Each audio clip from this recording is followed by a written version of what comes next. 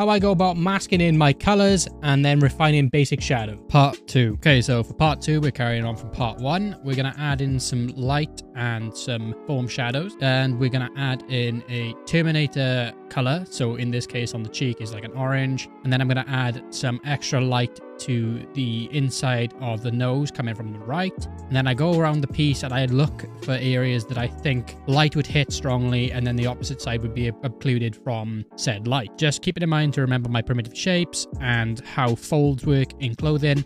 And then I'm also taking into account the shadow shapes of the actual body itself. So for instance, the shoulder is more of a sphere, so I try and give that a core shadow and a key highlight. And then for the forearm on her right, Y-shape, sharp shadow. In some references with harsh light, you will see this appear, so it's good to include shapes like this throughout your piece. A little bit more refining on the shadows, and I'm about to call this step done. Like and follow for part 3.